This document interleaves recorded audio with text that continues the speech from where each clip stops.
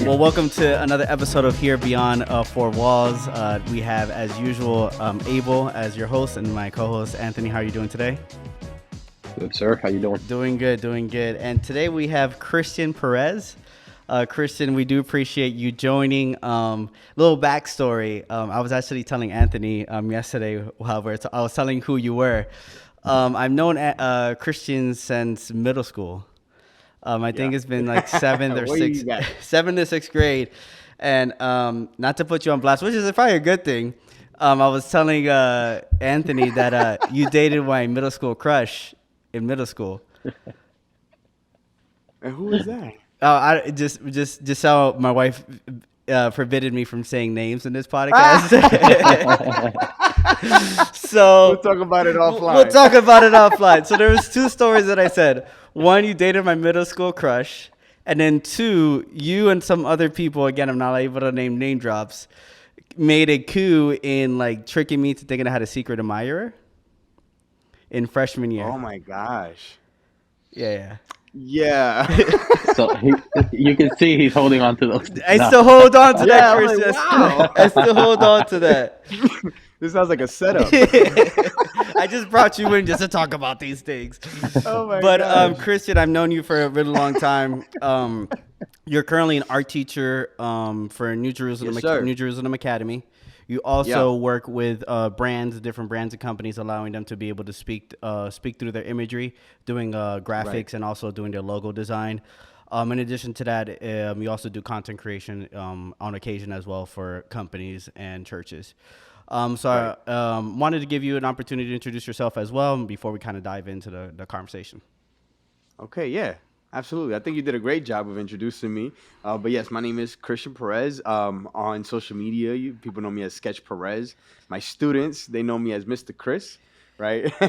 And yeah, so my wife and I, we run a very small studio. It's just the two of us, but we have a handful of clients who we do social media, branding, print design. We also do photography, kind of run the whole gamut when it comes to marketing. And our most recent venture has been our friends actually opened up a school during the pandemic, and they were homeschooling their kids. There was literally they have 4 kids of their own, and they homeschooled their whole 4 kids during the pandemic. More people had to homeschool, so they were looking to them as, how do we do this? And so what they ended up was making a concept where let's do homeschool together. And so first it was their family, then another family. Now we have like 50 kids. We literally have from kindergarten to 12th grade, and it's a beautiful thing. It's a legit like private Christian school, and it formulated all out of just parents being involved with their children's lives. And then so our friends did that. They called us over. They knew that we did art and media and all this stuff. They wanted some kind of innovative curriculum for their students, and so they brought us on, and that's been our latest kind of venture. So we do teaching. We also do the marketing stuff. So that's me in a nutshell. Yeah. Awesome. And it's pretty cool because I remember we hung out, we made beats together. And then you started getting into photography. Everything. And then when my brother had his like little rap career, you did our photo shoot.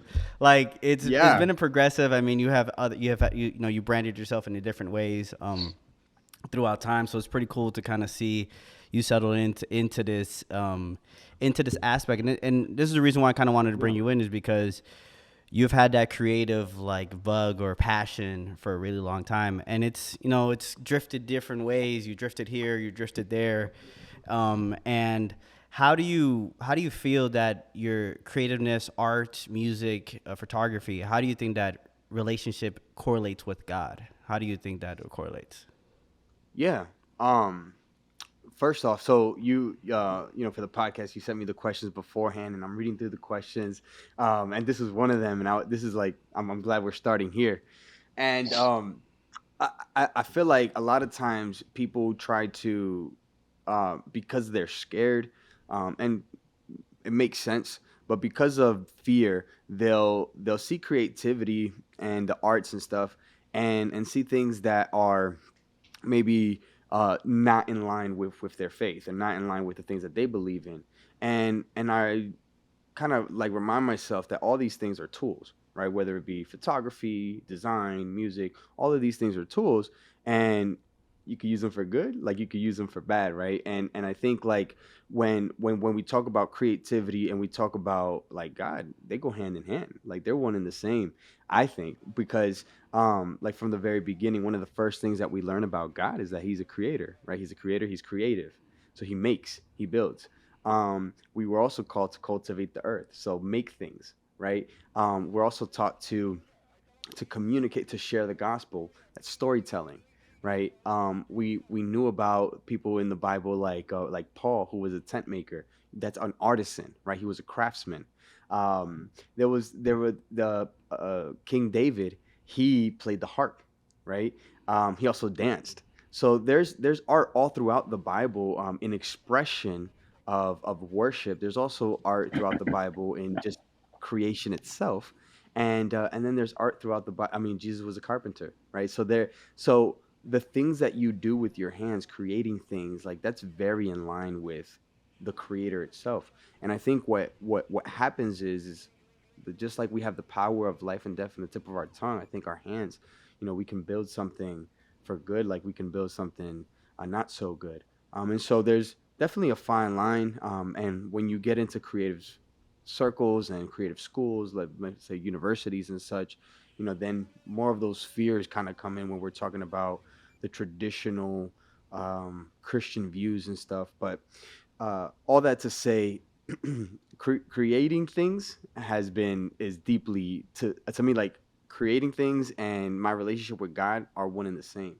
I feel like we all have a purpose and we all have something to, like a mission. We're all here for something, and more times than not, it's involved with me making something, and that ends up being the tool that ends up spreading the gospel Yeah. or sharing something positive. Yeah, and one of the things that is the reason why it was kind of cool to have you come in here is because, like you said, creativity many times doesn't correlate with holiness. Well, people don't correlate that together. In right or wrong, whatever it may be, they don't really correlate that. Yeah. Why would you think that is? Like you said, there's so many examples of creativity happening. Why do you think most people, even though there is so many examples, usually kind of push away from like the creative thinkers, the ones that are trying to create new things? Why do you think there's such a big fear in that? I think a lot of times people try to play it a little bit safe. Um, we are taught to run away from or steer clear of things that might deter us from our own path and our own journey.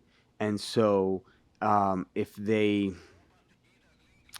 if you see, I guess, in any particular art, I mean, it's just people, right? In any group of people, you're gonna have people that have a positive influence and people who have a negative influence. And I think people who might think that creativity is not holy is focusing too much on, I feel, the wrong influences. But I think even on that note, we are in a very interesting time where we are seeing more fashion designers openly speak about Yeah. Christianity. We're seeing tons of more musicians, both in actual Christian music, but then also musicians, producers who are in secular music, who do the job, right? But they themselves talk about their faith, and I think we see more of Christians in that space now. So I would say it's easier to lean into it. And maybe that's why you're seeing like the younger generations be more embracing of creativity and more embracing of the arts than maybe 15 years ago, 30 Yeah. years The ago, so on pendulum and has so swung. forth. I mean, like I would say when so. we grow I would up, say so. it was very by the book, we would say, quote unquote. And then now it's allowing, like you said, a little bit more space, and because of that space, more people, like even your own students, are being able to not feel the pressure of that there's a challenge between that. And I think what would you say is that the line of creativity and connection creating connection to God? I, what comes to my mind is, you know, we grew up in church and it was always, oh, God's calling you to be an evangelist or a pastor or this and that, and they've created religion just to be. Christianity just to be this, oh, you're a pastor, you're an evangelist. It's like just these 5 things are all you can do. And it's like, no, God has Right. people everywhere doing everything. We Right. see that in the Old It's a Testament. whole Yeah, body. we see that in the Old Testament. To piggyback off what you were saying earlier, we're made in God's likeness and image, and just like you said, God is a creator. I mean, most of the artwork that we do and we replicate is just what we see in nature. We're just trying to, Right. give it a twist or put it on a canvas. So who's the ultimate painter? Who's the ultimate musician? It's God, and we're Right. just, we're just imitating him at the end of the day. So, Yeah. yeah, I see it as a big part, but yeah, it's mostly that where we've confined the work of God just to be preaching and nothing else. It's like, no, we see that the tabernacle in the Old Testament, he has specifications, measures, uh, lay these things Right. with gold, make yarn with Okay. scarlet, and all The these. first Yeah, tabernacle is very flashy. exactly. You All know? these specific colors Yeah. and Very fine exactly. And it's materials. like, Yeah. what do you think? That was Yeah. God He's an gave those artist. instructions, and He said, "Get the best people who know how to work with the gold, with the yarn." So obviously, it's existed always, and it's always been a part of Yeah. God's plan. So Right. So now one of the things that, like you said, there is that fine line of where we have life and death for our tongue, where there's a positive side of what we could do with what we with our tongue, and there's a negative side. Same thing you said with your hands. To piggyback on that, there's a positive work we could do creativity wise, and there's a negative side of things. So how do you kind of personally, throughout your whole journey, how have you found that line between, okay, let me push the bounds of what I can do creativity wise, but also make sure that it's still in line with what God wants me to create? Yeah. I think so. So there's it. I think that's twofold. So one, it comes down to the message, right? So what's the message of the thing that you're creating? A lot of times, I will say that I found myself in complicated situations where I needed to make a website, I needed to make a video, I needed to do something for a client that was not in line with my views, and I've had to confront myself and see where do I draw the line, and I've had to find that for myself. Yeah. What's too far, but I would say that I've made mistakes, and I've taken on projects that I shouldn't have, and that definitely pushed me on. Oh man, I should not be in this kind of environment, this kind of situation. I shouldn't be a part of putting out this type of message, whether it be profanity and musical lyrics or something like to that effect. So it's very important to care about the message that's being put out. I think that's how you can that's the beginning of saying, is what I'm doing good or bad? Is this glorifying God or not? Yeah. And then secondly, um, intention. So what are you? What is your art doing? So a lot of the examples that we mentioned in the Bible, there was a something being made, right? So again, Paul being a tent maker, like that's very practical. Um, Building the tabernacle, that was very practical. Those are practical skills. I don't know this. I haven't read the whole, I can't say that I know everything in the Bible, but I don't necessarily know of a part where there was somebody just frivolously painting a scene or something. I don't know those intricate, Intricacies. Yeah. that type of Yeah. art. So in my life, my art has been very practical, right? So it's been I got a camera, photography, I'm making money, I'm feeding my family, I have a roof over my head. Makes sense. It's a wedding. There's no gray area there, right? There's this business. They need a logo. Cool, no problem. So there's these very practical things that I did within my career that, like, it's like as practical as making a tent, right? There is no gray area there. There's just working for a real estate agent. Like there's as long as they're not doing anything illegal, that's where I would cross, draw the line there. Yeah. So I've been very intentional about early on in my career. I probably worked with more rappers and more urban artists. Where the more I progressed, I worked with more business, more white collar type jobs, Yeah. and that in and of itself, like just moving my environment change, like helped me draw that line, Yeah. and make that transition. Um, So just the message itself, and then just finding practical ways to apply your art. So again, if I'm just making art and I'm not getting my bills paid, or I'm putting all my money to art and I'm neglecting something else, and that's moving on into territory that, the starving artist. And a lot of times when we think back of what our parents probably told us, or our grandparents, and they might have discouraged um, going into art, they were really just looking out for us. They were really Yeah. just saying, man, like, they were worried. They wanted the best for us. We're in a different time where we're in a creative economy, and I would say like 80 to 90% of my students, they're not saying that they want to be doctors and lawyers, and no, they want to be YouTubers. They want to be artists. They want to be. It's all in the creative arts, social media. So the jobs have shifted, and so you can be creative, you can glorify God, you can have a practical job. They can all coexist, and it doesn't have to get into any kind of weird spaces that I think a lot of the older generations are probably scared of. Yeah.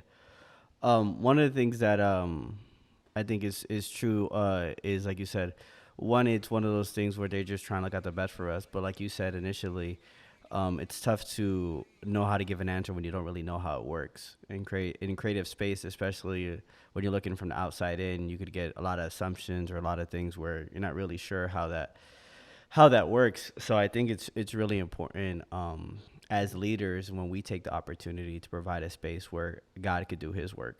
And if it's in a Yeah. practical sense, or if it's in like XYZ mathematical sense, or if it's in a creative space, to be able to work in His way.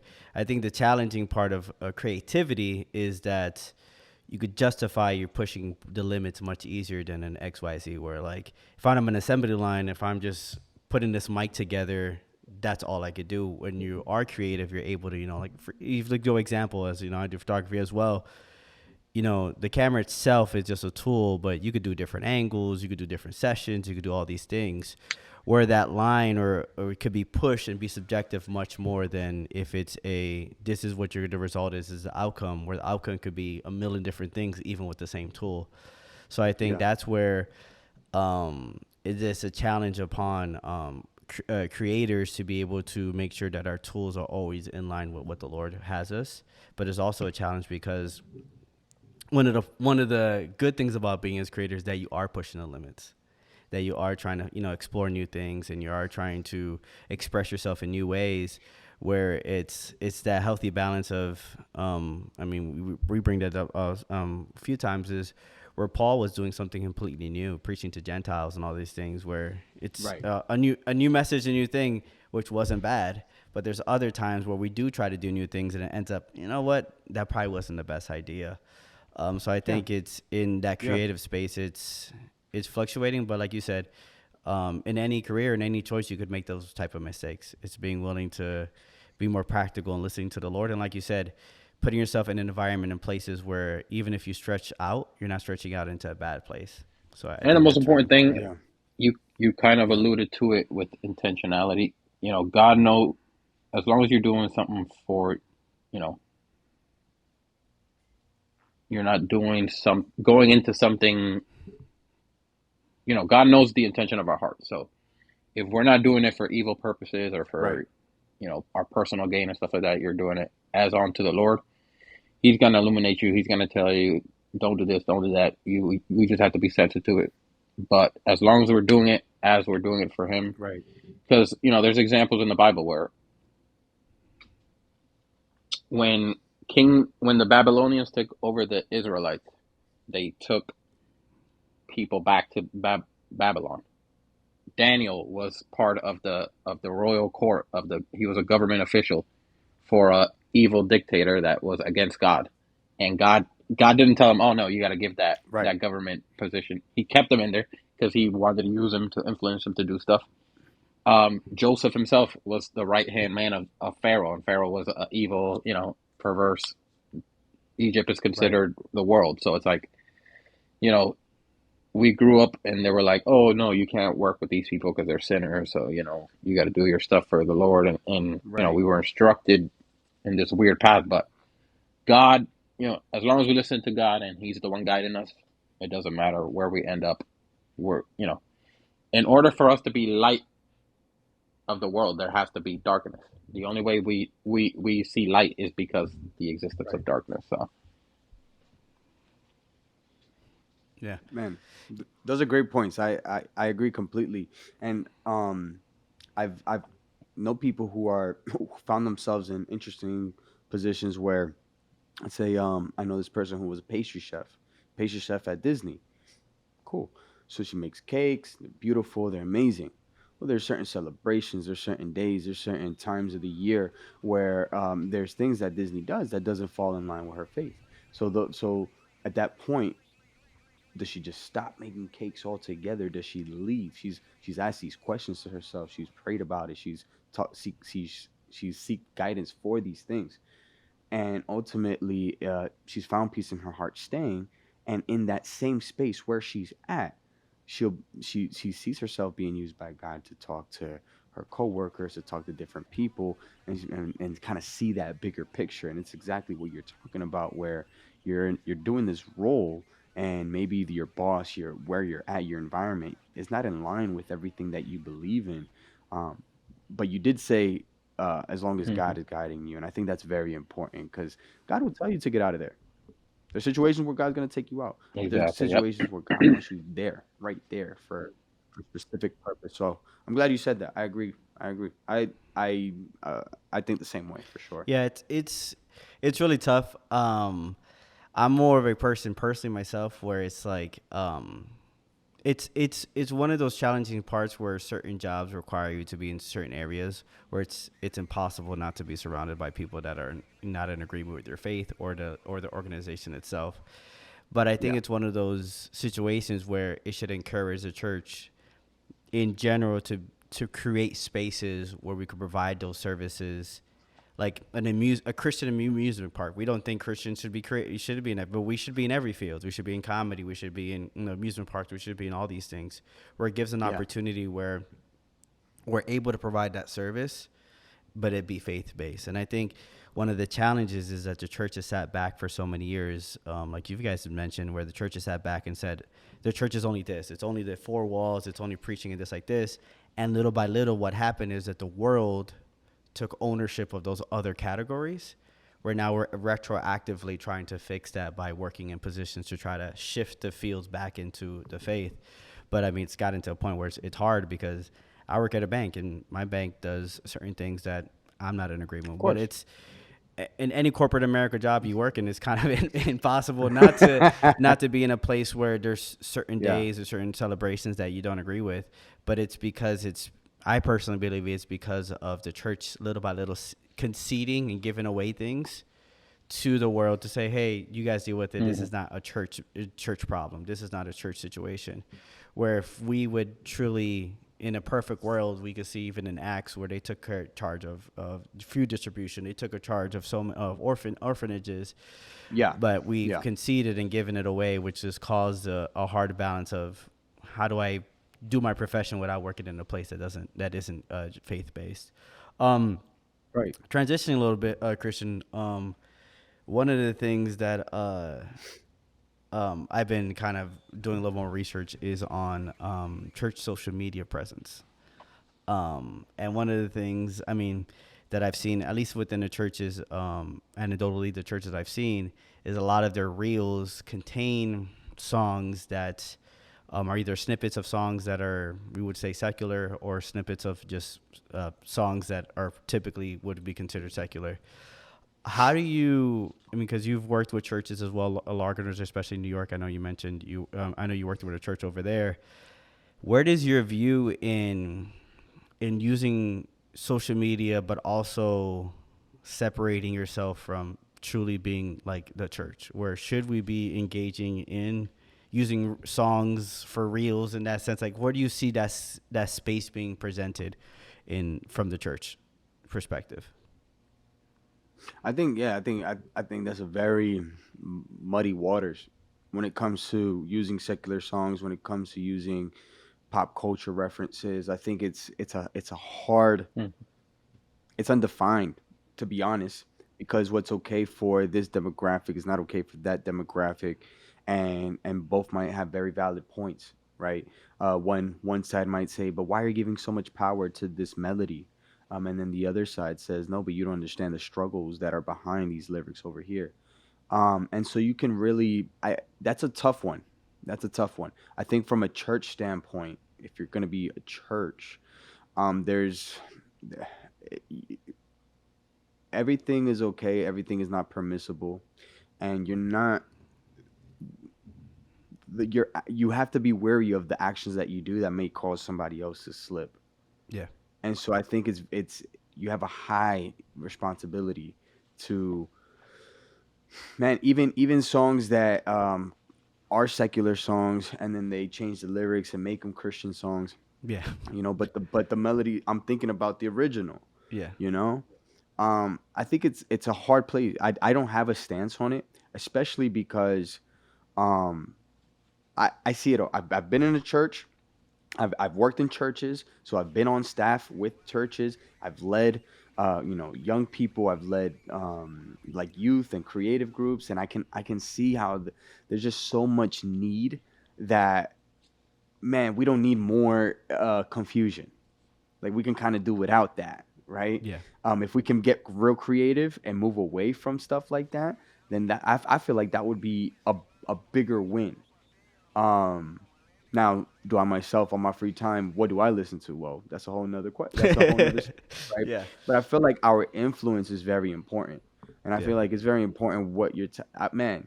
psh, you give one kid a Coca-Cola can and they can handle it. You give another kid some Coca-Cola, they go running, they off the walls, they are crazy. Coca-Cola could be a drug for them, bro. It's nuts. I've literally seen. I have a little niece, and at parties, you got to watch your Coca Cola, because if you look this way, she took your cup. She's running around. She's Yeah. that's Coca Cola. Yeah. You know what I'm saying? What's the church have to say about Coca Cola? You got to be responsible. You got to be responsible with Coca Cola. And so I think it's the same thing with music and stuff. We got to be very careful. Yeah. Be very careful. So I mean, there's a lot of new stuff being made, right? Yeah. There's a lot of new music. There's a lot of new Christian artists, Yeah. right? And so I would lean towards um doing using that instead of going back to like secular music, if possible. You know what I'm Yeah. It saying? makes sense. I would. Yeah. It's That's what it's I would one of do. those things where, like, in somewhat I get it, because the algorithms are set that if you don't use certain music, your presence is less shown. But at what cost? Like I always say, there's a cost for everything, good or bad. There's a cost to everything, and I think, at what cost are we using this music to be more visible? In the grand scheme, you could explain that and justify that, saying, "Hey, we're being more visible, which allows us to be able to present the gospel more." But at what cost are we creating confusion, creating justification for others to do certain things? And like you said, there's a lot of nuance to a lot of these positions, where it's very subjective, and it's very, like you said, each location kind of has its own people they're going to be working with, and that's something, Yeah, Anthony, you the kind of mentioned problem a is lot as that, well. you know, everything could be used for good or bad. You can use a blade to kill somebody, or you can use it to do surgery. The Bible is considered a double-edged sword. Right. And, people say, oh, because you can use it to preach to somebody, but it preaches back to you. No, but it goes further than that. The same, we can have somebody using the word to preach love and the gospel, but people can use the same word to create division and race, to Yeah. push racism. And that's what we see. This country was founded on Christianity, but they were using the Bible to convince Oppress. people Yeah. of other skin colors that they were less than, and they had to obey them because they were sent by God. Even as far Right. back as the Native Americans and Columbus with Catholicism and all that. So it's always, the Bible's always Right. been used for good and bad. So if the Bible itself can be used for good and bad, what about everything else? So, like I said before, it's like, Yeah. if you're led by God and God gives you a strategy, then, it's for his will. So I feel like we want to cast this general thing like, oh, God's got God. This is the only way God can use somebody, but no, that's not how it works. God can send a pastor to some crazy hood in New York, and the method that he's using to reach people might be frowned upon. Some majority white church in the Midwest that exactly, and it's like, Yeah, but yeah, that style is Oklahoma, not going yeah, to reach yeah, the people Yeah. that are in the trenches. There you go. So God uses everything's for His will. So Context matters. yeah. Context does matter, but the only thing I would push back in is that there are general themes within culture that within that culture is deemed right, but in general we could still say is wrong. So I think that's where it is risky because we could many times be blinded by resourcefulness, as in like it's. I feel like it's also really it's easy and at the same time hard to find what God's fine line is because many times when we do go into these places, for example, one of the things I wanted to kind of bring this up was like, for example, you did a different, really unique yearbook photo shoot for your kids for your school. It was very, to the time of like it wasn't the classic positions that we were doing, laying down sideways. Yeah. 20 in the back. It was really different. Which I'm sure it was a great response for them. It was great. But also what could happen is we try to bring it too down to their level, which ends up losing the essence of what we were really trying to talk about. So I think it's really like you're balancing really on a tightrope really really quickly because you're trying to be relatable and then be from where they are, but at the same time you're bringing this really heavy and complicated nuance God into their lives where it talks about being extremely holy and perfect, that if you fail one of the commandments you fail all of them, but it's also talking about a loving compassion to God. Like it's a very nuanced conversation, and God that lives within paradoxes. So when it comes to talking to your kids, how do you bring it down to them, but at the same time showing them the holiness and reverence they should be carrying to God? How do you do that in the classroom? Wow. Okay. Yeah. Um, so when it comes to bringing it down, there's definitely a way that you have to speak to children that you don't necessarily speak to adults. There's definitely a way that you communicate, but for the most part, I don't present to them a watered down version of the gospel or a watered down version of life.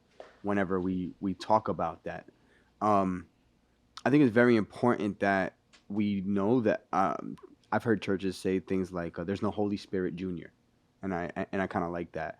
Like it's just this is what it is, and kids go through tough situations, and they're not like if they can handle the tough situations that were thrown on them, they can handle the full gospel. You know what I'm saying? So when it comes to like bringing it down to, I take it case by case.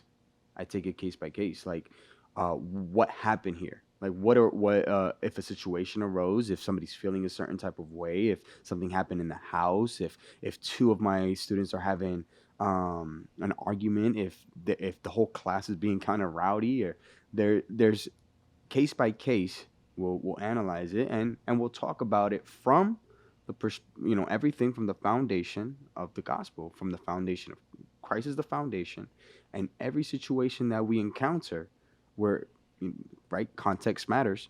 Every situation that we encounter, we're gonna then approach that and talk about it within that context. And then I'm very intentional about what I do in my class. Art in general, outside of faith, can be seen by some people. Again, I think it's harder to say that in today's world because of all the practical implications of it. But art can be seen as a frivolous pursuit, and so I'm very intentional about how I build my curriculum. And so when we're painting, we're not just painting; we're also talking about the career paths that could lead to. right? When we're doing sketching, we'll do architecture sketchings, we'll do car sketchings, and we'll talk about what it means to be a product designer, right? And we go through those types of things, and so we ground things on practical skills, and that kind of helps art stay within the space that it needs to stay in, um, for what we want in the school, for the things that we're trying to achieve. And really, um, when it comes to like creativity and everything, like you need creativity in every sphere and every job that you have. You need creativity, you need innovation, Yeah. right? And so these are things that these are muscles that we're trying to build. These are muscles that we're trying to grow regardless. And so as long as the foundation is good, then you can handle those things and take them on case by case basis. um I feel like your question had so many layers to it, but when you take a complex idea and you're trying to bring it down to a student, um kind of you be direct.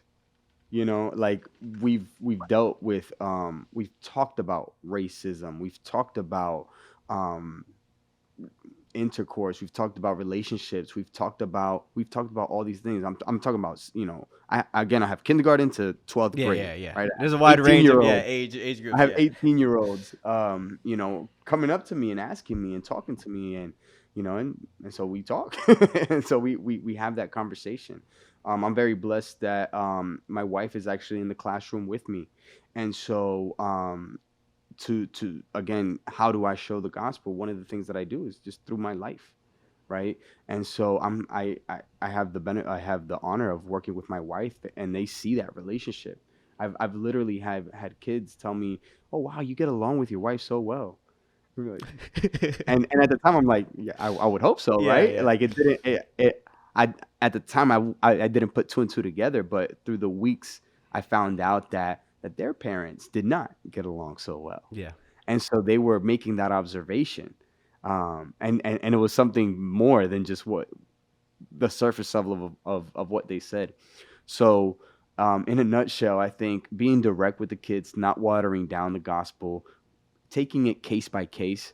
Um, I think there not that there's a gray area, but there's context. There's context to actions, and there's things that happen, and there's grace, and we learn from things. I think a lot of times, you know, like you said, the Bible can be used as a double-edged sword. Um, let's talk about grace. Let's talk about getting up. Let's talk about learning from our mistakes, and let's talk about not repeating them. But we could live another day. We yeah, can be better. We can grow from this, and we can grow out of this.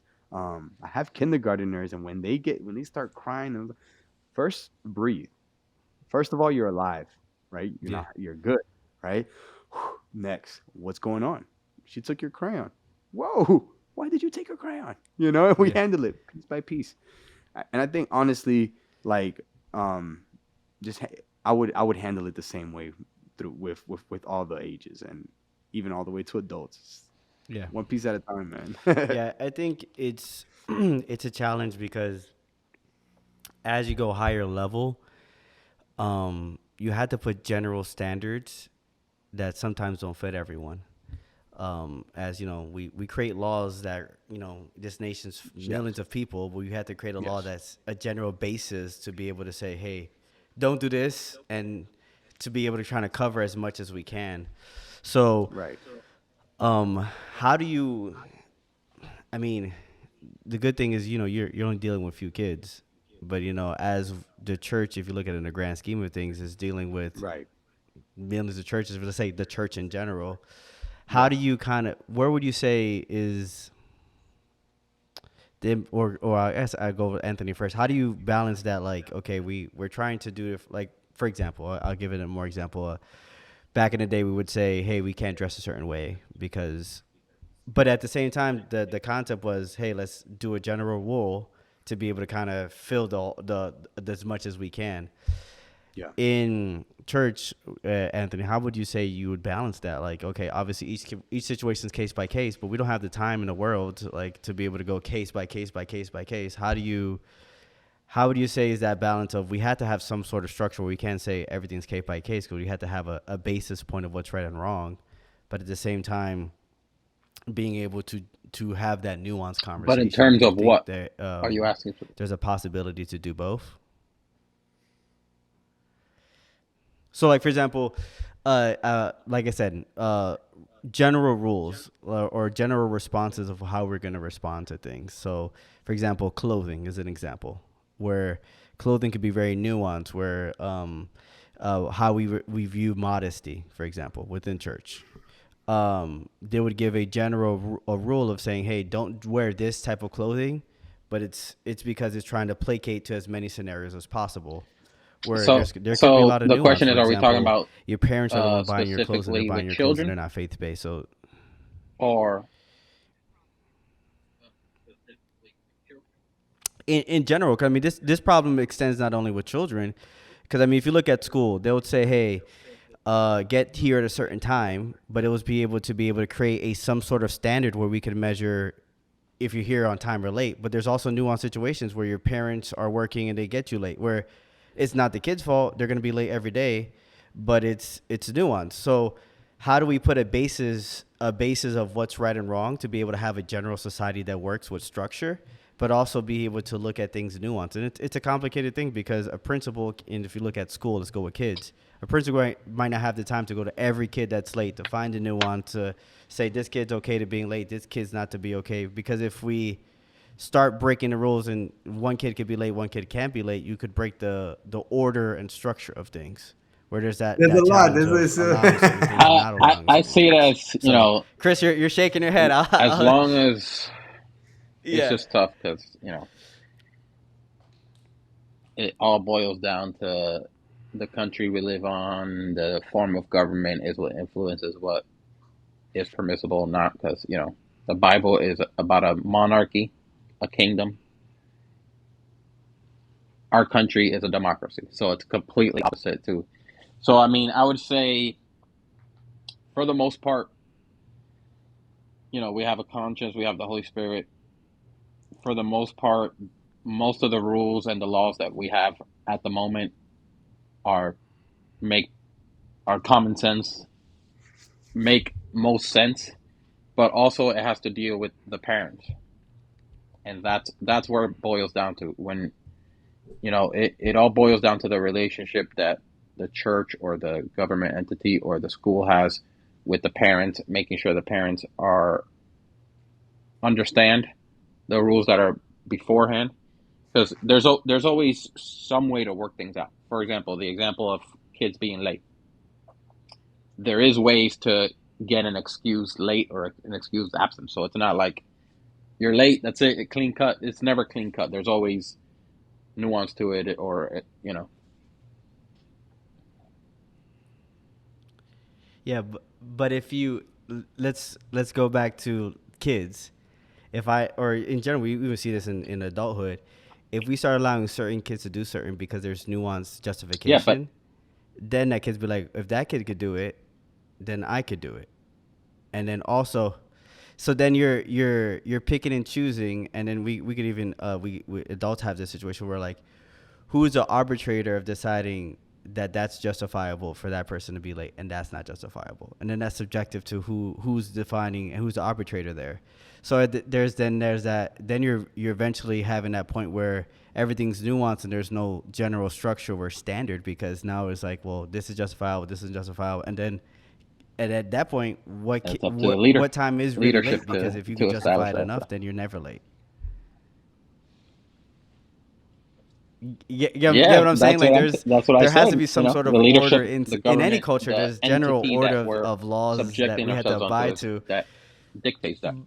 Because there's for example, school.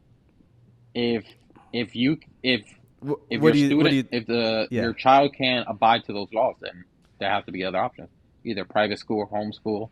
So there's always options. Um. So I'm. Yeah. I think it's so Chris, sticky because what are you so a thinking? school. You mentioned dress code. And I think a school says, well, put your hands by your side. If you're a girl and your skirt is above your fingers when you put your hands by your side, then that's too high. Then that's too high. It needs to be lower than that. And they can do that. They can say that, and they do. A church Yeah. Like, who's gonna do it? Who? Usher? Like, who has that right? I think it gets into weird territory. I can understand where you're Yeah. coming from. Um, I would have bigger concerns. Who is this person? Did they come for the first time? Let's, like, what are they going through? What's it? What is their story? Um, a lot of times we're not the ones. Well, we aren't the ones that change people. Jesus changes people. You said that they have a conscience. They have a Anthony mentioned conscience and the Holy Spirit, and I deeply believe in that. And if it's a big problem, we have to address it. If there's a whole group of people coming in wearing the wrong stuff, we have to talk about it. There has to be order. Um, there was um, there was a bumper sticker on a car in the church I go to, and it was for a website where you like not appropriate. It was OnlyFans. It had an OnlyFans bumper sticker. You're like, hmm, okay, okay. Like, what are you putting out there, bro? Interesting. Now, what do we do there? Who's the guy? Who's the person? Like, let's talk to them. Let's find out. I don't think it ends there. You know what I'm saying? I feel like those are signs. You see somebody dressed a certain type of way or doing something, like, I think there's a story there. Maybe it's like a cry for help, and I think that there's too much is too much, but before that, I think there's like a grace to, like, let God do His thing, and you're just there. So yeah.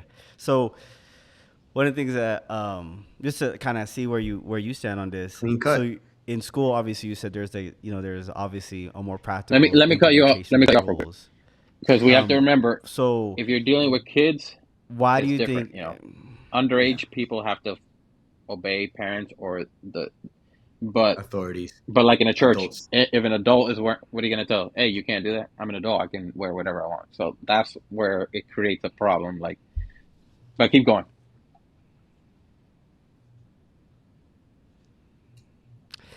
Yeah, but even as so my question is, as you got to you answered the question I was going to ask. Like, kids, we are more willing to be susceptible providing them rules and directions, but we're adults, we're not as willing to do that. But as you said, they're more free willing.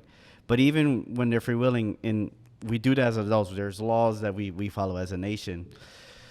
Do you do you not think it would be important? I mean, for your own kids, like, you have homework that you probably provide your kids, and there's a cutoff time that you provide in general. Why wouldn't we follow that same importance of providing structure for our kids to provide structure No, we do. for We our do. Christian faith So, and Christian life? my Why wouldn't students, that I translate give them across the homework, board? and there's expectations. If you're part of a ministry, if you're on my team, then I have some expectations for you, and there's standards that you have to abide by. My team, if you're shooting photography, you have to come in dressed in all black. Why? Because it's less distracting. We don't want to distract people. We're here to tell a story, but we don't want to take somebody out of their moment. So you came here, you're wearing a white shirt. I can't let you go out there. That's distracting. I might have a black shirt for you. I'm going to tell you to go home, right? But there's a reason for why we do things. When you Yeah. Why it matters who the person is again, they're coming here to the church for the first time. Where are they coming from? Maybe they just came from work and they work at Hooters, and they felt compelled, like, to go into your Wednesday night prayer service. I don't know the story. So I think, that matters a whole lot. I think you can put rules, and I think you can put order. Yeah. But relationship goes above that, right? So when you build relationship, you're able to tell people certain things. You're able to actually set things in place. A complete stranger, or somebody that's a harder conversation to have. Yeah. I think the first step is relationship, and then because only somebody that knows you could call you out on something like that.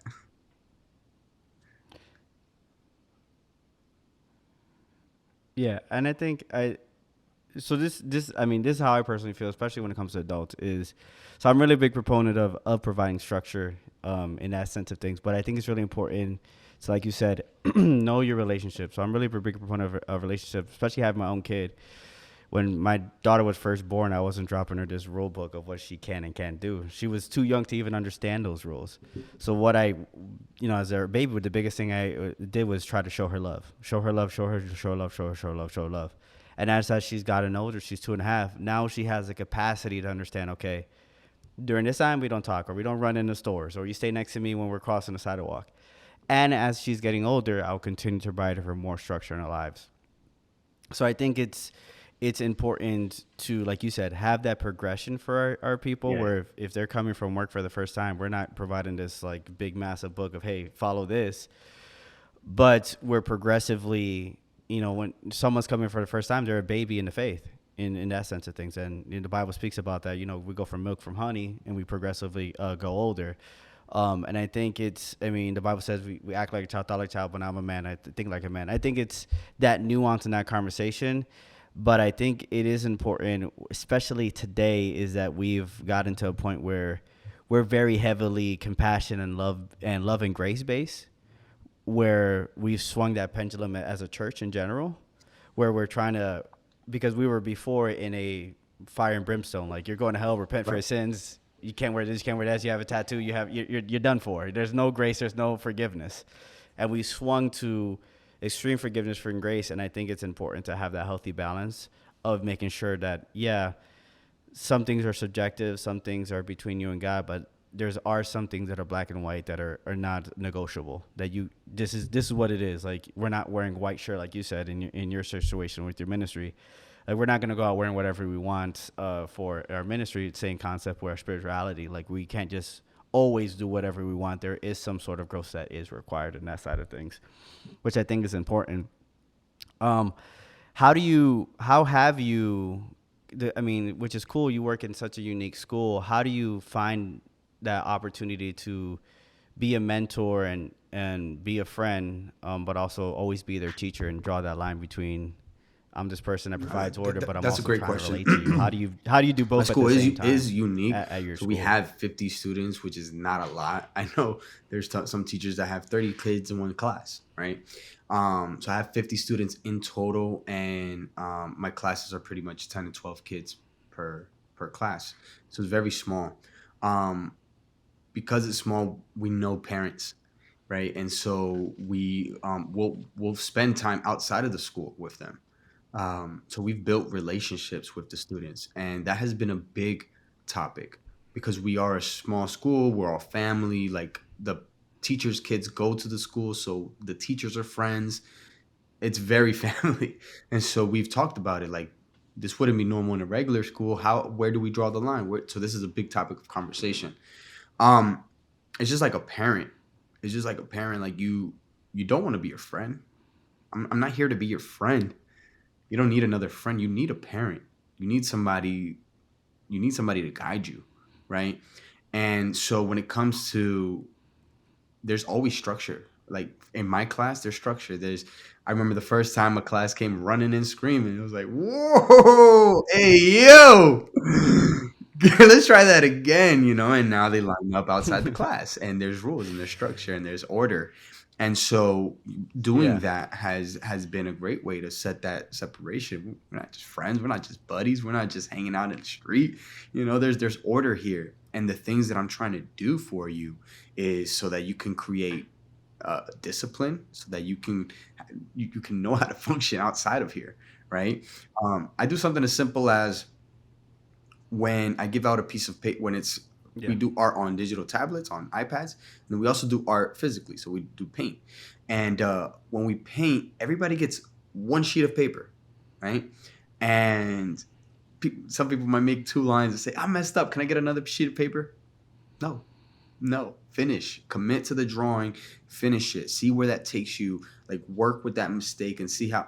And a lot of times it ends up coming out better than what they thought, right? Or if maybe the whole thing was a failure, and then at that point, when they finish, then I'll give them a new piece of paper. But they have to finish. And there's principles that I'm trying to teach them. And so by doing those things, by putting a little bit of strictness, it's not all fun and games, right? So there is order, to your point. There is structure. Kids actually like that. It's why a class goes crazy when the substitute teacher comes in. It's because there's no structure. The structure went away. And I was the type of kid, I hated when my teacher was absent. Yeah. Right? Because I hated like the chaos and the like today, just throw it in the trash. It's gone. Like we're not doing anything today, So I think it's important as a leader, if you're a leader of a ministry, if you're a parent, if you're a teacher, I think it's important for you to have your set of rules and structure for your class. And with that creates the boundaries.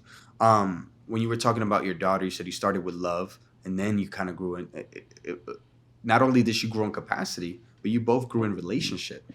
And in that relationship, you've had to say like, okay, I love playing with you, but I'm your dad. I have to protect you. I have to prepare you for the world. And so you started to set limits. And so there's a concept that my wife talks about is love and limits. And I think it's all about that, like love and limits. I love my kids, but there's limits. And that right there, I think, is like a good little framework for maintaining that relationship. That's an awesome saying. Yeah. Now, because you are a teacher now, obviously, we went to the same high school, which had a different experience. Yeah. But we went to public school for middle school and things like that.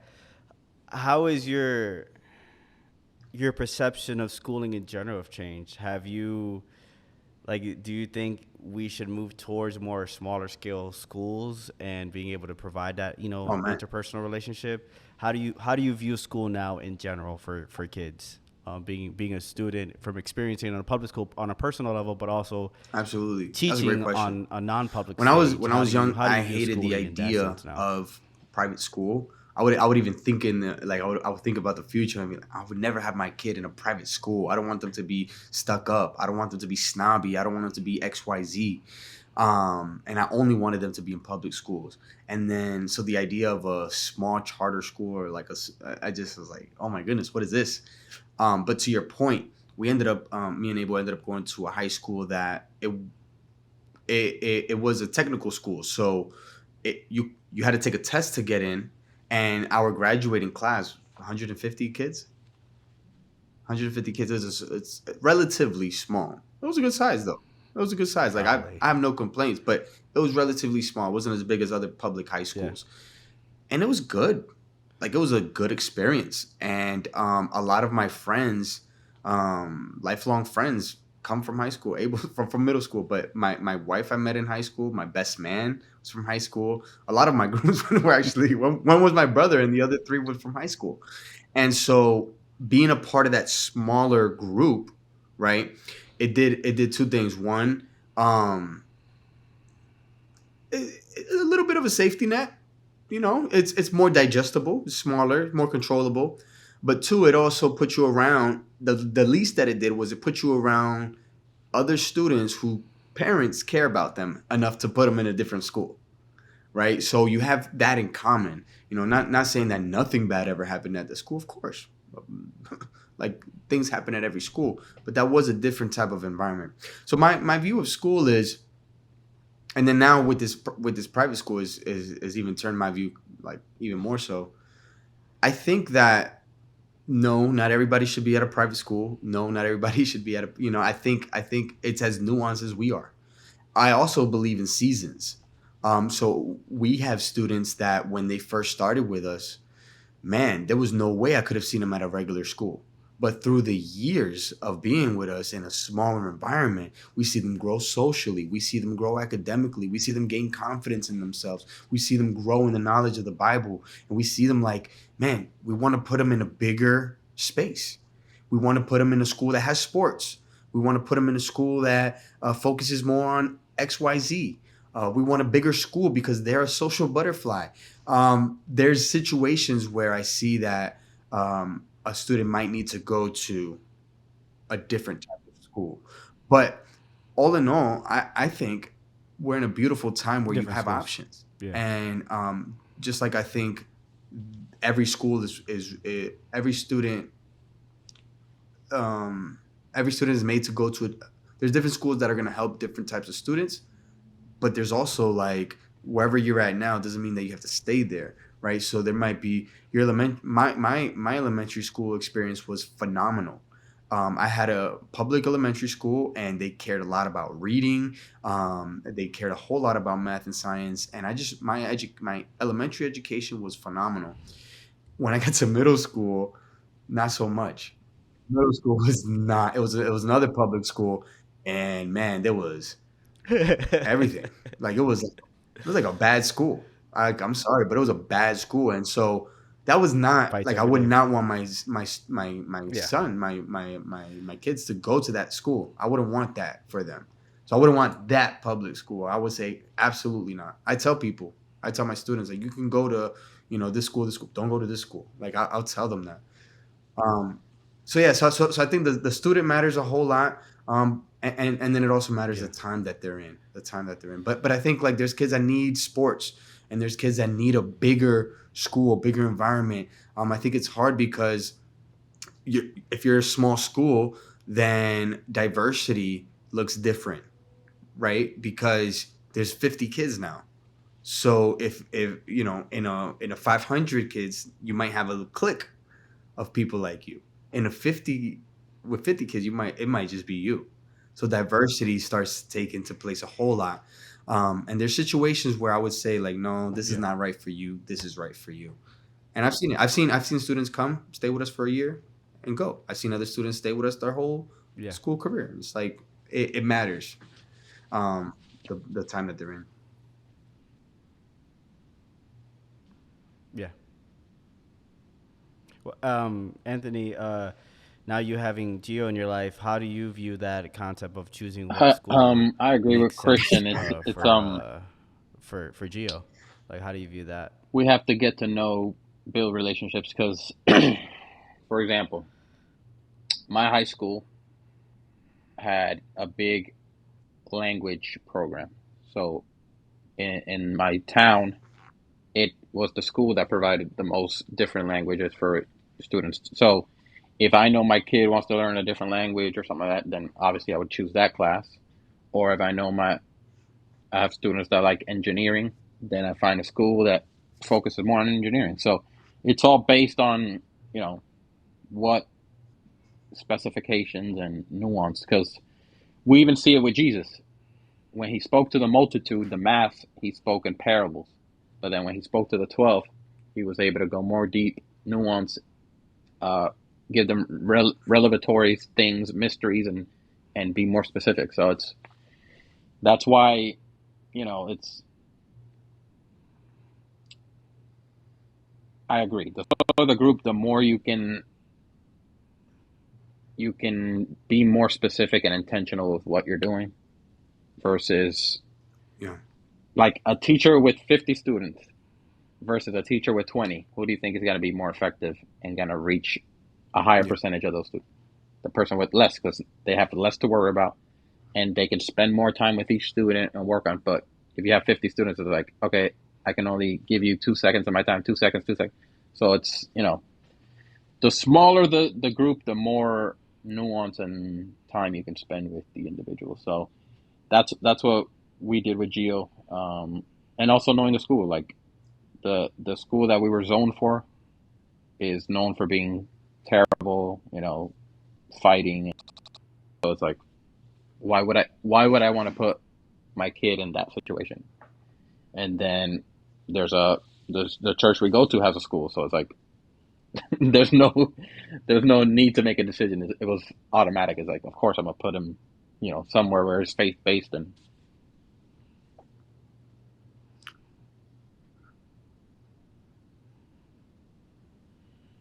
Yeah.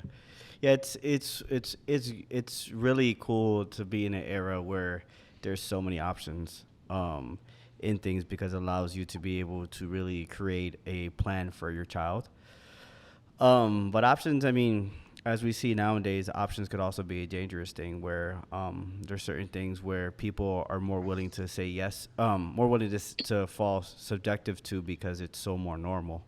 Um, And we see that with kids now with identity issues, where a lot more kids are exploring that because it's more normal, and it's becoming more so choices, like in everything, there's a good and bad thing where you have so much more choices because we're providing so much more nuance, but also opening our doors for kids to say, you know, all these things. So in that aspect, Christian, how are you dealing with a society like where public schools projecting a certain dogma, belief, and what we would even say religion, where when they come to your school, you guys are providing a whole different aspect. How are you guys balancing that part of things, where you guys probably have to reteach kids or have to fight a challenge where it's okay for them to do certain things where you guys are So saying it might not be in okay. our So how are you school, we dealing with that part of definitely, things? all of our teachings come back to the Bible. They're all grounded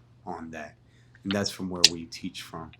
When we have to deal with a situation, um, like identity. Let's talk about identity. That's a tough one. That's a very, very, very, very tough one. So we as a school have a standard, but now me as a teacher, how do I navigate my relationship with them? How do I help them? Right? Um, because a lot. So I don't have an issue. So your question was where they say where the school says it's okay and now they're coming to you and it's not okay. I haven't had that issue yet. More of the issues are I know this is bad. I feel it, but I still struggle with it. And that's more of the situations that I deal with. Um, I don't know what I would do in that other situation. I've heard the stories of schools. I've heard the stories of teachers. I've heard what's going on in the public schools. You know, we are in Florida and we have DeSantis doing very practical things to address certain issues. Man, we're in a weird space. One thing I would say is it doesn't end like it does. It should not start and end at the school, right? You have to be like, whether you're homeschooled or not, like you have to also be a teacher. Um, you have to, right? So the parent, excuse me, yeah, the parents have to be You mean the in parent? the kids' lives, whether they're in a public Yeah, school, private yeah, school. You have to, like, if you're not the biggest influence in your child's life, something else is, right? And so they're going to be challenged. The kids, they're going to be challenged, whether it's at a public school or their favorite Disney movie or the latest TikTok dance, right? So they're going to be challenged. How are you equipping your student? How are you equipping your child yeah, to confront that? I'm not a parent yet, so it's very easy for me to, I think about it from a practical sense and think about it from very black and white. I address things as they are. Like yeah, I say it like it is, and I'm very direct, and that's my format. I know that that being a parent is going to be completely different, and I'm going to have different emotions tied to that, and I'm going to want to protect them, and I'm going to want to keep them away from everything, right? Like as an yeah, uncle, you're like, man, let them get hurt, let them scrape their knees, let them do everything. You're the fun uncle, right? You can give them back, but when you're a parent, I know that gets much harder. yeah, But yeah, my stance as a teacher, it's definitely um, talk to them, teach them for when those moments come, versus hiding them from those things or trying to keep them in a bubble. But at the same time, right? yeah, There are kids who need a little bit extra help. They need some more time, right? In the same sense, me being put in the high school that I was put into, I think it helped me from getting into more trouble than I could have, right? Like I probably would have gotten into more trouble being exposed to more things. I think that's very fair to say. And so in that sense, I was protected, right? So then yeah, there's a case to be said about putting your child in a certain school. I just think it is nuance per child, and you have to be a big influence in their life. It cannot be just the school and stuff like that. So that way, when somebody comes to them and says something, they stand firm and they like, what are you talking about? You know what I'm saying? And that has to, because the movies are doing Yeah. it, the shows are doing it, the school is doing it. So we have to have those conversations earlier, sooner. We have to prepare them first. They have to hear it from us first. And I know that that's tough. At what age is too young and for certain things, but they're going to hear it from the world. So it's important that we get in front of it. I think, not as a, and I'm not a parent, so I'm not gonna act like I know all the answers, because I don't.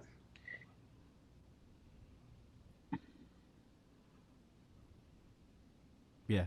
Well, I mean, you do have a different insight from the outside in, but also as a teacher, you're able to see the gaps. When I remember when I worked in an after school program, you could tell what parent was invested and what parent wasn't, because you could really see the reflection on the kid.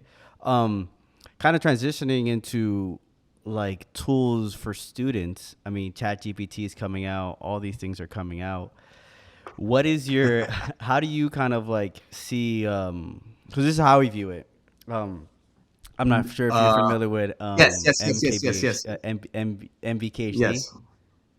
He's a YouTuber that yes, he covers tech, and they talk about they're talking about Chat GBT on their podcast, and they're saying all these cool things that it does, and I'm like, they're like, well, you don't have to, it helps you just use the tool, helps you much quicker, but as much as I hated just reading about American history and having to write a paper, not it does give you an opportunity to learn from previous mistakes. Where if you learn how to master Chat GPT about silver, and you had to have to write a page about the Civil War, yeah, they did the idea of writing an essay, and they're able to proofread and make sure that ChatGPT wrote it right.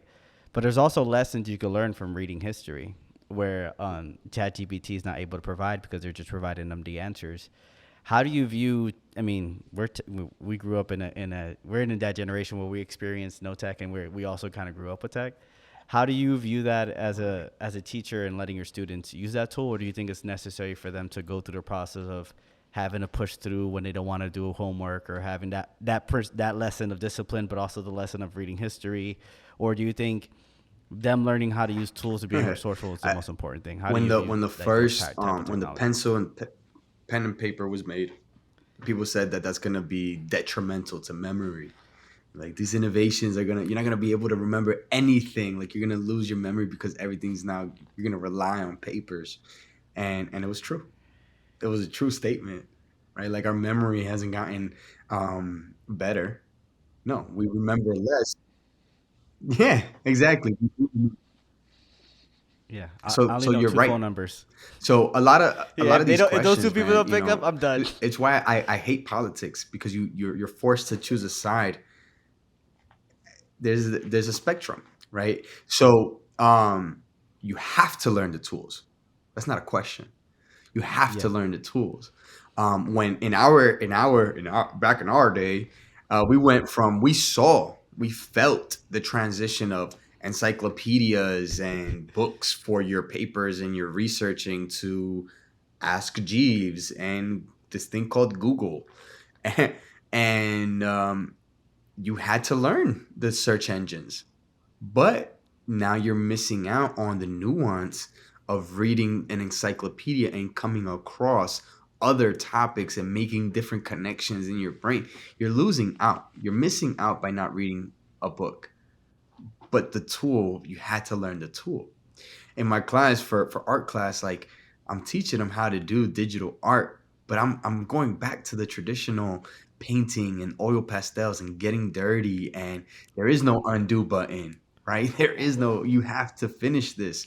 Um, yeah, as much as we can, as educators, as yeah, parents, teach them our old traditions while embracing the innovations. I think there's a sweet spot in there. Um,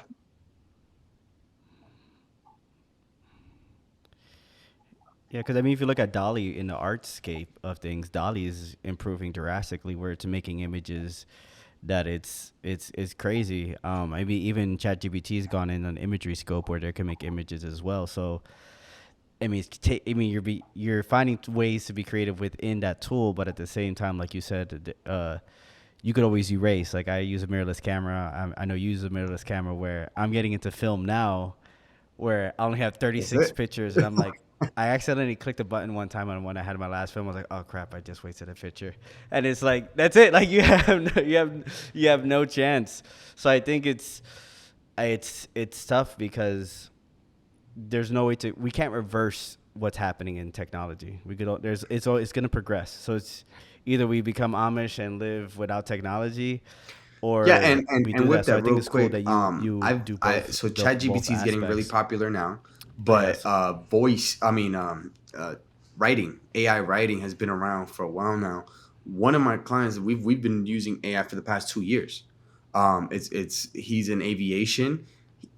He knows aviation. He knows nothing of creativity or writing. And I'm a creative. I know nothing about aviation. Between the two of us, we're able to formulate these prompts and work with AI for it to give us what we want. We've been using that for 2 years now, and I would say it's the best thing that we could ever have. Like I couldn't tell. I don't know who we would have been able to find and hire that knew about aviation, that knew about writing, and then also fit our budget. Like it would have been impossible, right? And so there was a lot of practicality to that client. In my art class, I've brought in AI art to give us crazy prompts, right? So like reference photos, crazy reference photos.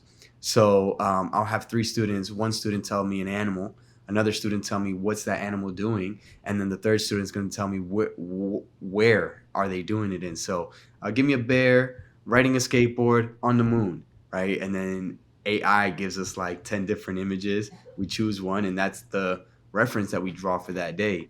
And so I think the more that we embrace the tools, and while still maintaining an essence of what we used to do, because there was benefits there, right? There's benefits to reading books.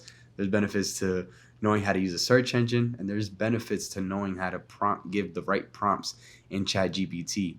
And so embrace the future, but kind of continue, show the kids like where that came from, because some fun things happen in that intersection.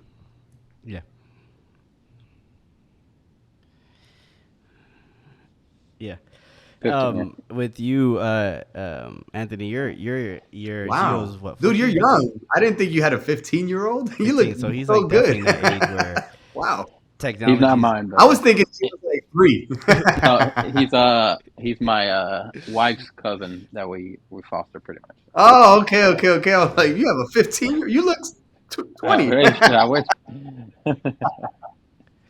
Hey, man.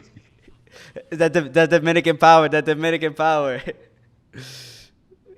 Hey, so, I'm sure he's like, I mean, he probably doesn't remember I was talking to Giselle the other day, like, my daughter's not going to know what a floppy disk is. I remember when I first searched YouTube, I put U, the letter, and tube. And I was like, what is this? Like, where's YouTube? I can't find it. So how are you dealing with, Gio,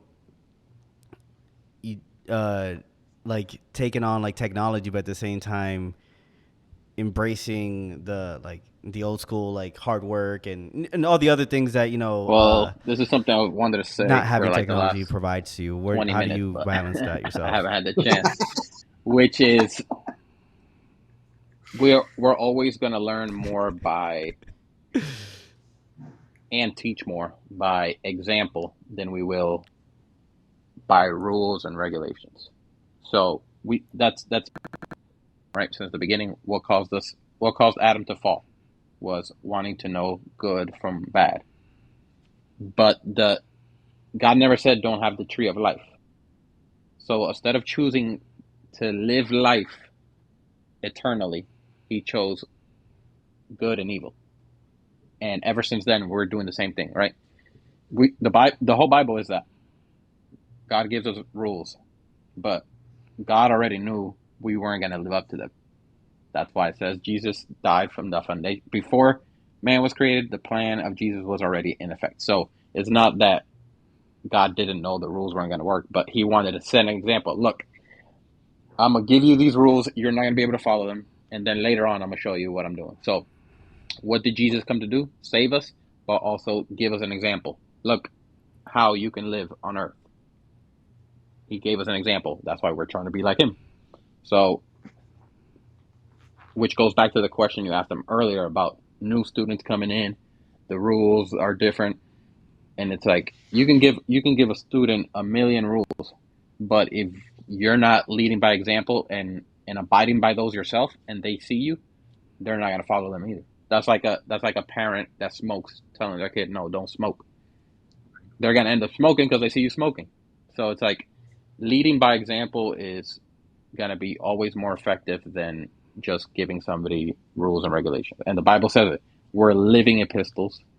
So the testimony that we give, people in the street see us, oh wow, he's different. Rather than telling them you can't wear this or that or that. If I tell somebody don't wear a short skirt, they're gonna be like, nah, I still want to wear it. But then if they see all the women don't wear short skirts, eventually they're not gonna wear them because they see everybody else around them not wearing them. So it goes down to the same thing. Like if all I do is use technology and never show him the hard way or how we used to do it. Look how we used to do it, and at least put it in his hand so he can test it and at least have that in there so he knows, wow, back then must have been tough. I'm glad I have this. I can appreciate this technology now because I know how. So I do it by example. So he'll see me working out in the backyard or doing something, and that can be applied to anything. And it was interesting what you were saying, how you use technology in your art class, but you still give him, the old way, paint by hand, because at the end of the day, no matter how advanced technology gets, it's never the beauty of doing something, its raw expression is always going to supersede any computer. For example, and obviously you know this, if I put bear, it's going to give me an image, but that image is going to be flawless. Perfect lines, perfect shading, everything's going to be perfect. But if I draw it, I might accidentally put a little too much pressure on the bear's ears, and when I get to the bear's chin, I didn't have as much pressure, and that the picture is going to be a little different than what was produced by the computer, and that uniqueness of the way I draw or the way I paint or the pressure I put or the inflection that I put is going to make it unique from what was generated. So the beauty of doing things the old way is always going to supersede anything a computer can print out. And so relying on the beauty aspect of it will make it, supersede. Yeah.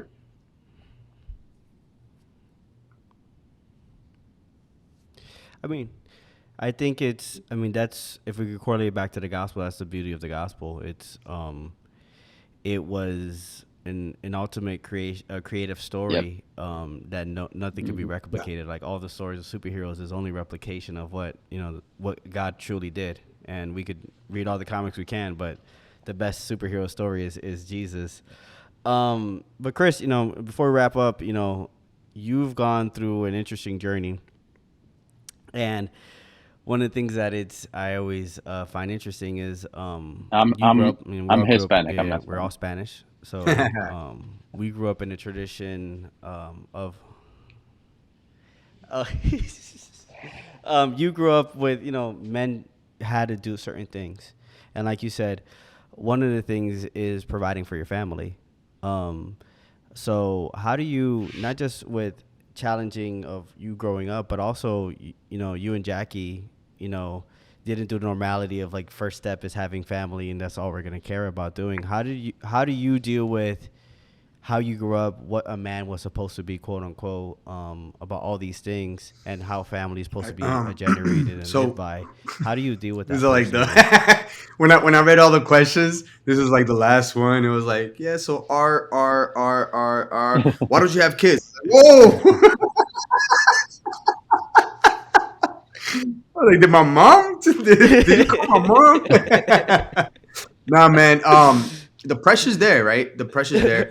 But man, you said a lot of things. So you mentioned kids, but then you mentioned like a man, being a man, bro. That has been I feel like the hardest thing since birth, like because my dad, like I was like countless other people. It's not a unique story, unfortunately. Like my dad left. My mom literally. I have stories. Like my mom has stories where she had to now be cognizant of how she acted, how she dressed, so that because I'm only seeing her, right? And so she literally said like I started. She said she started dressing more like a man. She started just wearing shorts and the t-shirt. She realized at one time, she caught me putting on perfume. Like I was putting on cologne the way that she puts on perfume. So I was going like this and like this and this, and she's like, "That's not how you do it. You got to put it on like a man. You go." Rah, rah, rah, rah. And she was trying to be rougher, trying to she was trying to tell me how to be a man. And then you have times like boyfriends of my mom or like my stepdad, like they all have this image of what it is to be a man. It's Hispanic culture, macho culture. What is a man? And especially in today's age, now you have the term toxic masculinity, right? But then you've also seen like, again, I don't like politics because man, so now it's bad to be a man. No, it's not bad to be a man, but there's some characteristics that we take too far. So there's it's it, what should a man do? So when I first got married, I thought everything should be 50-50, right? I saw my mom suffer. I saw how like men were just like not it. And so I was like, man, I want to be a better husband. Everything's 50-50. It's going to be like this. We're equals.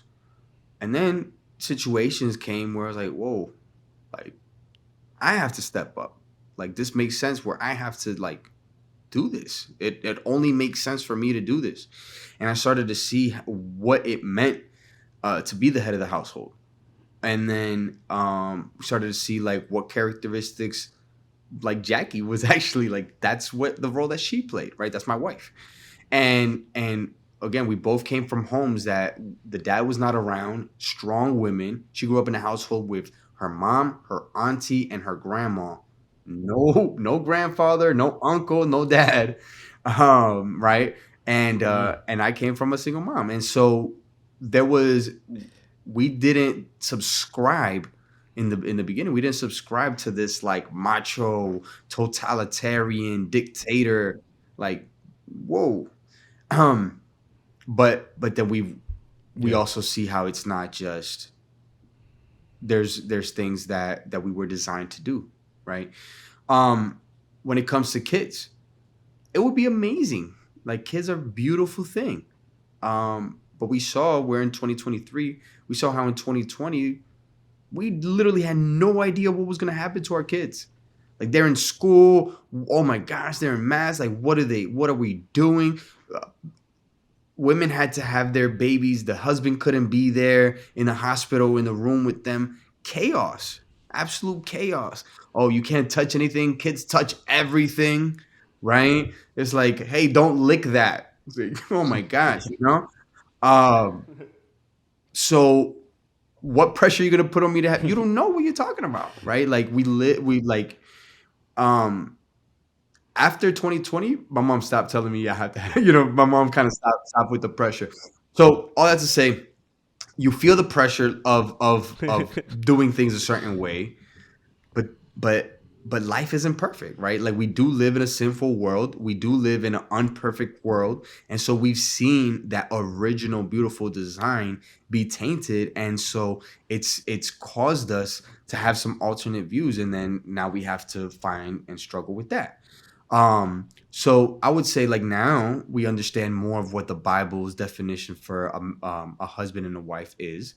And then when it comes to kids, I would love to have kids one day, but it's never made sense for us to have kids within the past 10 years that we've been married. And I know that that's a little bit like that's different, that's different. A lot of my only friends who are married is because they have kids. Yeah. Right. We've been married for 10 years. We haven't had kids, and that's been very intentional. We've wanted certain things. We've wanted stability for them. We were traveling everywhere. There was real practical reasons why we haven't had kids.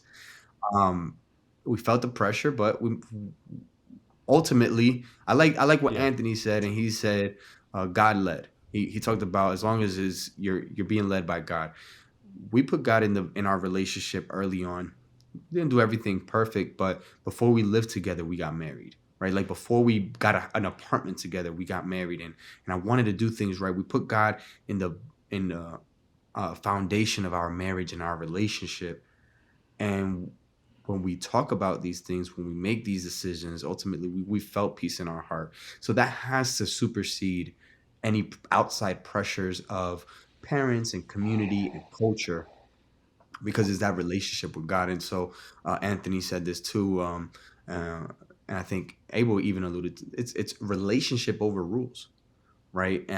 So because of our relationship with God, we feel at peace with our decision, and we know that He's going to carry us into the next phase of our lives. And so it's been a lot of, in summary, it's been having some different ideas of what it means to be a man, and then kind of learning what that means, and then also just overcoming stereotypes that never needed to be there in the first place. Again, talking about being too macho, Hispanic culture, it's like totalitarian career choice. Yeah, I mean, even career choices. Like, I mean, you went into the art career choice, and what I remember when I was doing music performance in college, a lot of people left only because of the fact that they felt they weren't going to be able to provide for their family. A lot of men, and they were like, "Oh, I don't know if I could get a job." They started hesitating, questioning themselves, all because of that pressure of like, man has to provide, man has to do this, and they ended up 30 times more talented than me, just gave up their passion and their dreams just because of that fear of failing what a man is supposed to be. And I think is that challenging part of growing up with you grow up knowing what you know. And if you grow up where they're saying men has to do this, men has to do this, many times it could lead you away from what God wants you to do. And it's that challenge, like you said, of like being willing to be subjective to what God has above our culture, above what our parents say, above what our society says. And it's many times tough because it naturally you do want to feel like you're that quote unquote man, or you're that quote unquote provider or protector, and many times you just end up not, your relationship doesn't need certain things that a typical quote unquote another man needs to do for their household. So I think it's tough, or especially with Hispanic culture where we grew up, where the man had a certain picture image that we would be presented to. And like it's funny because my dad grew, like, he literally did everything, and like he knew how to Yeah, fix yeah, cabinets, plumbing, electricity. I feel like every dad right, in that right. generation knew how to do everything. And like I literally know how to turn on the microwave. Like it's like completely opposite. So it's, but I mean, there's other things that I know God has been able to instill in me, and characteristics that I know is needed for my family. And I'll give it for you, Anthony, and we'll wrap up after you. How do you kind of deal with that culture or pressure of like, this is what a man's supposed to be Well, versus the what the thing is truly that, what like, God needs you to be for your family and your why wife? why why are we doing what we want to do, or like, are we doing it just to please? Because my mom wants a grandkid. Like, I'm a have a grandkid. I'm gonna have a child. Like, everything should be done through the Holy Spirit. Like, or even selfishly, am I just having a kid because I want to have a kid that I can teach what to do, and I can, say I have a baby? Like, what is the intention behind it? Am I doing it just because I want this little trophy that I can love on and kiss on, or am I doing it because God has a purpose or told me, or so as long as we're doing everything led by, because, and at the end of the day, just because we get married doesn't mean having a child is part of that plan. Yeah, What if God has us married so we can fulfill this ministry that God wants to send us somewhere else and never have kids? right. Then, the pressure of, oh, you have to have kids because you're married. No, that wasn't what God wanted for us. And if God, you know, we have to be afraid of this, like, we have to trust God. If God wants us to do something, He's gonna find a way to tell us to one way or another. We see it in the Bible. He needed the prophet to see something, and he made a donkey learn English. He downloaded, well, not English, but he downloaded a human language to a donkey to speak to the prophet, so the prophet could see what he wants. So, if God can do that, He can do anything. If God wants a couple to have a child, He's gonna. Even if you use protection, something's gonna happen, and you're still gonna have it. So it's like, and that expands to anything and everything. Why do we do anything? Why am I pursuing this career? Is it because I did research and it gives me more money than the career I have now? Is it because I want more free time to just have fun, but it's gonna pull me away from community or from the church or from my calling? So it's all behind the intention of what are we doing?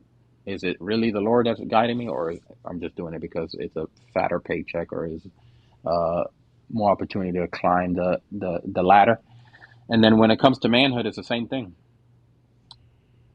We got confused with the old school way of doing it. Being the head of the house is not just I make more money, now I'm the head of the house. But what about the spiritual leadership, the emotional leadership? Because you can make the most money and be the only one that works in your house, but if you're not being emotionally impacting in your family, then even if you're there physically present, it's still going to be like you're not, like your child doesn't have a dad or your wife doesn't have a husband, because you're there financially, but you're not there emotionally, you're not there spiritually. So and remember, we're compared as priests. If we go back and read the Bible, the priest came out of the Levite tribe, and God established that the priest did not do any secular work to make money. The other tribes and the people of whatever tribe they were at were supposed to support them because they were doing the will of God, and they didn't have the time to go make their own money. So technically, if we're priests, it isn't about money. It's about the spiritual responsibility. It's about the spiritual responsibility, the emotional responsibility, my job tomorrow. The responsibility of us as the priest of the house to be connected with God, so that God could give us the download of how we should lead the family. It's not just about making more money than your wife or being the only one that provides.